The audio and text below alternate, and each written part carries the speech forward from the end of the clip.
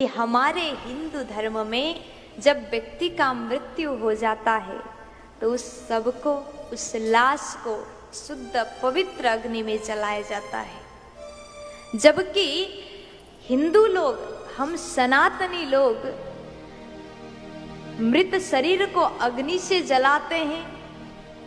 यहीं हिंदू ये कार्य कर रहे हैं और मुस्लिम धर्म के लोग जब उनके संबंधी का मृत्यु हो जाता है तो उस लाश को जलाते नहीं हैं। क्या करते हैं? जमीन के अंदर गड्ढा खोद करके जमीन के अंदर उस शरीर को दफनाया जाता है। जब शरीर को जमीन के अंदर गाड़ दिया जाता है, दफनाया जाता है, तो वहां पर कई कीड़े पड़ेंगे। कीड़े उस शरीर को नोचेंगे, काटेंगे और वो सड़ता ही जाएगा, रोज सड़ जाएगा और वहां से दुर्गंध आने लगेगा। और जब तक कहा जाता है, जब तक शरीर का एक भी अंग शेष रहे तब तक शरीर के अंदर से जो तत्व निकल करके अपने स्थान पर जाता है वो अपने कहाँ जाना है, अपने स्थान तय नहीं कर पाता।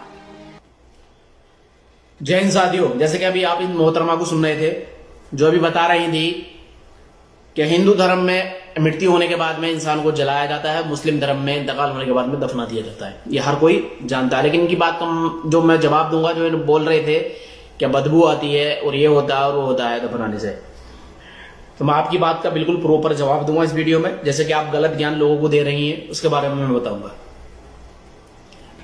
देखिए मैडम, पहला तो मेरा कोई ये मकसद नहीं है कि आपके ऊपर मैं रोस्ट मारूं, आपको वीडियो बनाऊं, क्योंकि आपने वीडियो में गलत ज्ञान दिया है, उसको मैं सही तरीके से बताने की आपको तक ये वीडियो सही तरह से बनाकर पहुंचाने की कोशिश करूंगा। जितने भी देख रहे हैं इस वीडियो को मैडम तक मैंशन जरूर कर देना। तो सुनिए मैडम, मुसलमान धर्म में दफनाया जाता है, अल्हम्दुलिल्लाह ये इंडियन मुस्लिम, सबसे पहले तो दफनाया जाता है। और आप ये बोल रही हो मुसलमान को दफनाने के बाद में बदबू आती है, कीड़े पड़ने लगते हैं, स्मेल आती है, कहने का मकसद यही ना आपका। तो शायद आप किसी कब्रिस्तान के पास से गुजरी नहीं है। और दूसरी बात, हमारे धर्म में औरत का कब्रिस्तान में जाना हराम माना गया है, तो शायद आप भी नहीं जाएं किसी भी कब्रिस्तान में। तो मैं कहता हूं आप अपने अशिष्य को या आपके जो चाहने वाले हैं, चेले चपाटे आपके जितने भी हैं, वो एक बार जाकर के किसी कब्रिस्तान में जाकर के देखें वहां पर वाकई में स्मेल आती है या बदबू आती है, वहां पर जाकर रिसर्च करें या देखें जाकर के। अपने धर्म का ज्ञान दो, अच्छी बात है, अपने धर्म का ज्ञान देना अच्छी बात है, दूसरे के धर्म में कानूनी निकालना, अगर नॉलेज हो तभी निकालनी चाहिए, नॉलेज नहीं है तो बोलना गलत है।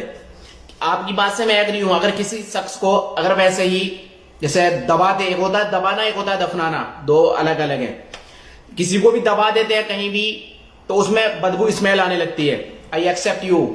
लेकिन किसी भी कब्रिस्तान के अंदर जाकर के अपने आशीष से, अपने चेले चपाटे से ये बोलना, किसी भी कब्रिस्तान के अंदर जाकर के ये देखना किसी कब्र के पास खड़े होकर किसी कब्र से स्मेल या बदबू आ रही है, वो ये नहीं बताएगा कि बदबू स्मेल आ रही है। किसी भी कब्रिस्तान से स्मेल बदबू नहीं आती, अल्हम्दुलिल्लाह, समझे।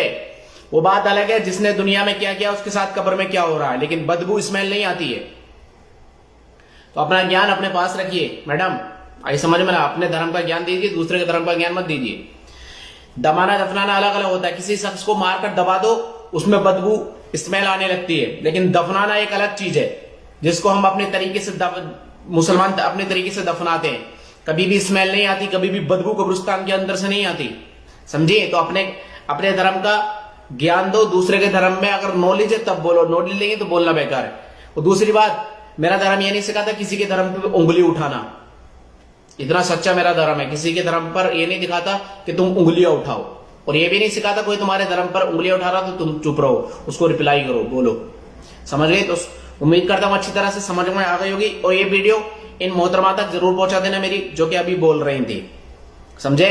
तो किसी कब्रिस्तान से स्मेल नहीं आती है, बदबू नहीं आती है, ठीक है। अपना नॉलेज अपने पास रखिए। जय हिंद।